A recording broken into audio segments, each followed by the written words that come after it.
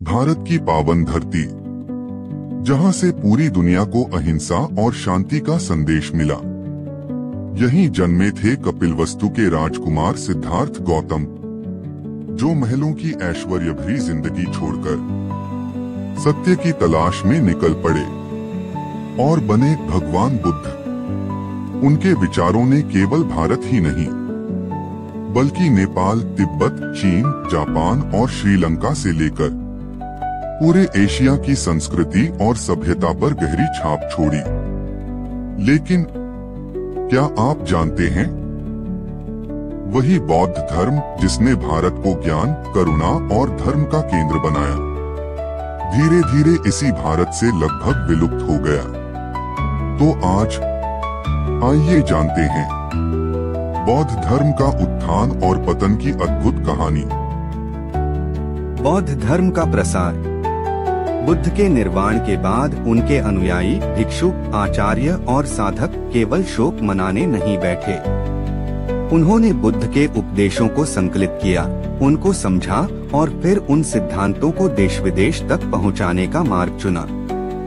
शुरुआती सदियों में बौद्ध संघ ने अपने भीतर शास्त्रों का क्रमबद्ध संग्रह किया और यही ग्रंथ आगे चलकर विभिन्न भाषाओं में अनुदित होकर दूर दूर तक पहुँचे। प्रथम चरण में बौद्ध धर्म का प्रसार अधिकतर गंगा के मैदानों, हिमालय के दक्षिणी ढलानों और भारत के महान शासकों के संरक्षण से संभव हुआ। सम्राट अशोक जैसे शासक, जिन्होंने कभी युद्ध के बाद अहिंसा और धर्म का पंथ अपनाया, ने मठ मंदिरों, स्तूपों और धर्मोपदेश के लिए आर्थिक तथा राजनीतिक समर्थन प्रदान किया। अशोक की शिलालेखों और धर्म संबंधी कार्यों ने बौद्ध संदेश को मान्यता और स्थायित्व दिया, न केवल स्थानीय समुदायों में बल्कि राज्य व्यवस्था के सामूहिक समर्थन के जरिए भी। तब से बौद्ध धर्म की यात्रा दो रास्तों से हुई, स्थल मार्ग और समुद्री मार्ग। स्थल मार्गों पर तिब्बती पठार और मध्य एशिया से गुजरकर बौद्ध शिक्षाएं चीन और उससे आगे पूर्व एशिया तक पहुंची। वहीं समुद्री मार्गों के जरिए दक्षिण पूर्व Asia, Sri Lanka, Burma, Thailand, Sumatra और जावा तक बौद्ध मठों और संस्कारों का प्रसार हुआ। व्यापारियों, विज्ञ यात्रियों और यात्रा करते हुए भिक्षुओं ने अपने साथ ग्रंथ, मूर्तिकला, कला के नमूने और विचार ले जाकर स्थानीय संस्कृतियों में समायोजन किया। शिक्षा के क्षेत्र में नालंदा और विक्रमशिला जैसे केंद्रों की भूमिका बेमिसाल रही। ये केवल मठ नहीं थे, ये अंतर्राष्ट्रीय विश्वविद्यालय थे जहां दर्शन, भाषा शास्त्र, तर्कशास्त्र, चिकित्सा शास्त्र और बौद्ध साहित्य पढ़ाया जाता था। इन संस्थाओं में बौद्ध शिष्यों के साथ साथ विदेश के विद्यार्थी भी आते, वे पढ़ते, बहस करते और फिर अपने अपने देशों में ज्ञान का प्रसार करते। नालंदा की पुस्तकालयों और छात्र परंपराओं ने कई पीढ़ियों तक वह बौद्ध बुद्धि संरक्षित रखी जो आगे चलकर महायान और थेरवाद दोनों में विकसित हुई। समय के साथ बौद्ध धर्म के विभिन्न स्वरूप उभरे। महायान में बोधिसत्व की व्यापक अवधारणा आई, थेरवाद ने पालन और विनय पर जोर रखा, वज्रयान ने हिमालयी क्षेत्रों में तांत्रिक अनुष्ठानों और प्रतीकों को समाहित किया। इन विविध धाराओं ने बौद्धता को ऐसी लचीलापन दी कि वह हर भूमि की लोक परंपराओं के साथ स्वयं को ढाल सके। कभी मूर्ति पूजा के नए रूप बने, कभी ध्यान और साधना की विधियां स्थानीय जीवन का हिस्सा बनी। जहाँ जहाँ बौद्ध धर्म पहुँचा, उसने वहाँ की कला, साहित्य और समग्र जीवन शैली पर स्थायी प्रभाव छोड़ा। स्तूपों की स्थापत्य परंपरा ने पगोड़ों और स्थानीय मंदिरों को जन्म दिया। गंधार की मूर्तिकला में यूनानी राजस्थानी प्रभाव मिला और बौद्ध ग्रंथों के अनुवादों ने स्थानीय भाषाओं में दर्शन और नैतिकता के नए शब्द स्थापित किए। इस तरह बौद्ध संदेश ने केवल धर्म का रूप नहीं बदला, उसने पूरे सांस्कृतिक ताने बाने को प्रभावित किया। बहुत समय पहले जब भगवान बुद्ध ने अपने उपदेश दिए तो उन्होंने मानव समाज को करुणा, अहिंसा और मध्यम मार्ग का संदेश दिया। उनका धर्म प्रारंभ में बहुत सरल और सहज था। सामान्य लोग भी इसे बिना किसी कठिनाई के समझ सकते थे और अपना सकते थे। यही कारण था कि बौद्ध धर्म तेजी से पूरे भारत में फैला और फिर भारत की सीमाओं को पार करके नेपाल, तिब्बत, चीन, Japan, Sri Lanka, Mongolia, Burma, Sumatra, Java और कंबोडिया तक पहुंचा। यह एक ऐसा समय था जब एशिया का विशाल भाग बौद्ध धर्म की रोशनी से आलोकित हो उठा। लेकिन इतिहास की धारा स्थिर नहीं रहती। समय बीतता गया और धीरे धीरे बौद्ध धर्म, जो कभी भारत की धरती पर सबसे प्रभावी था, कमजोर होने लगा। आंतरिक कारण: शुरुआत में बौद्ध धर्म सीधा और सामान्य जीवन से जुड़ा था, लेकिन जैसे जैसे समय बीता, उसमें जटिल नियम, कठोर अनुशासन और अनेक परंपराएं जुड़ती चली गईं। साधारण जन जो सहजता और सरलता की ओर आकर्षित हुए थे, वे इन जटिल नियमों का पालन करने में कठिनाई महसूस करने लगे। भिक्षु समाज, जो आदर्श और संयम का प्रतीक होना चाहिए था, उसमें भी धीरे धीरे गिरावट आने लगी। कुछ भिक्षु विलासिता और ऐश्वर्य की ओर झुक गए। मठ और विहार, जो पहले तपस्या और शिक्षा के केंद्र थे, अब धीरे धीरे आलस्य और भ्रष्टाचार के स्थान बन गए। धर्म का दायरा सीमित होकर केवल भिक्षुओं और आचार्यों तक रह गया।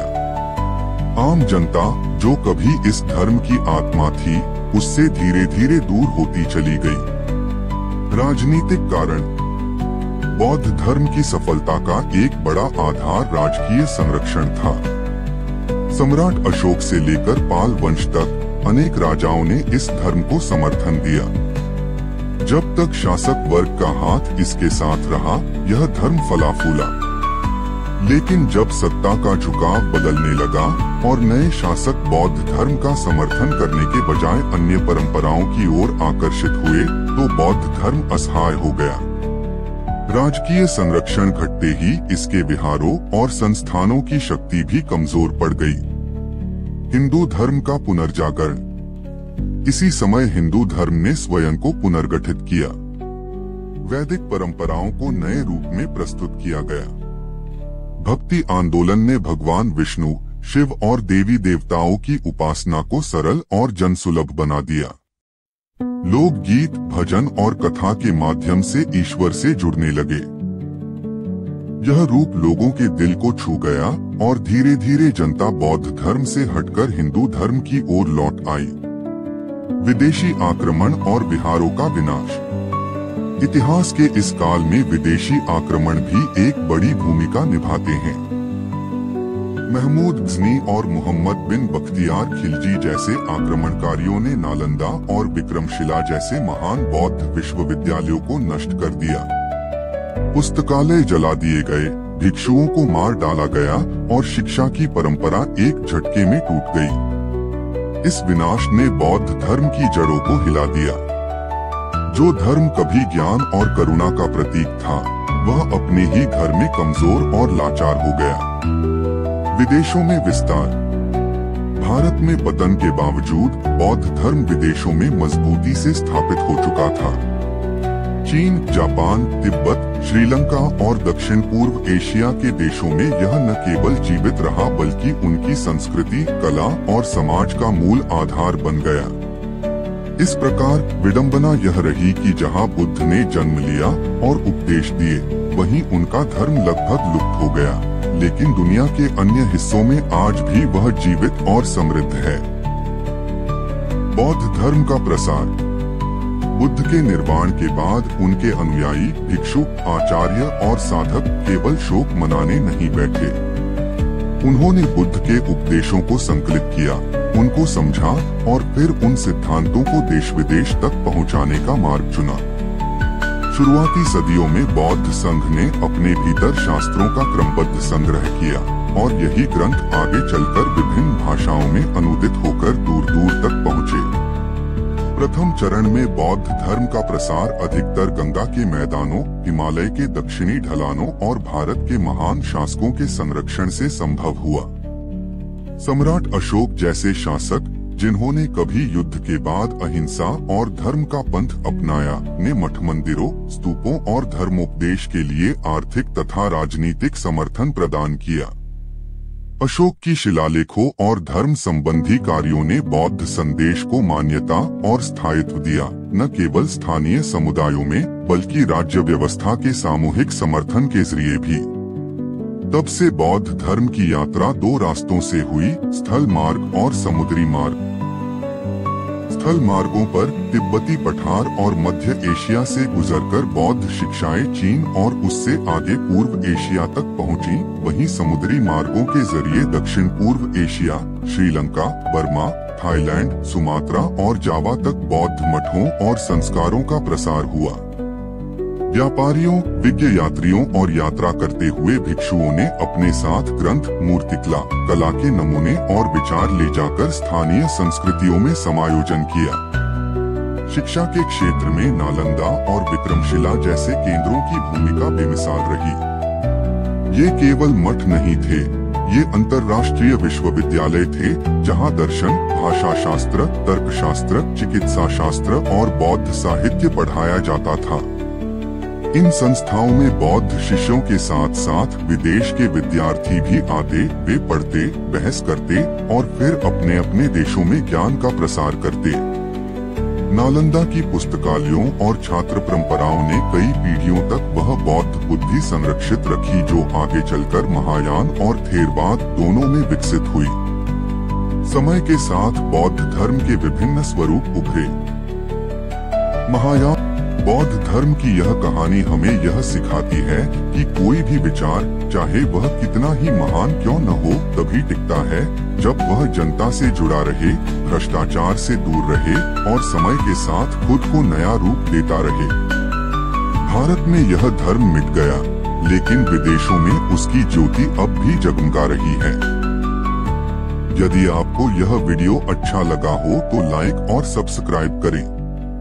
कमेंट में बताइए कि आप किस ऐतिहासिक पहलू पर और गहराई से वीडियो देखना चाहेंगे। नालंदा पर एक विशेष एपिसोड या बौद्ध धर्म के महायान थेरवाद तुलनात्मक अध्ययन।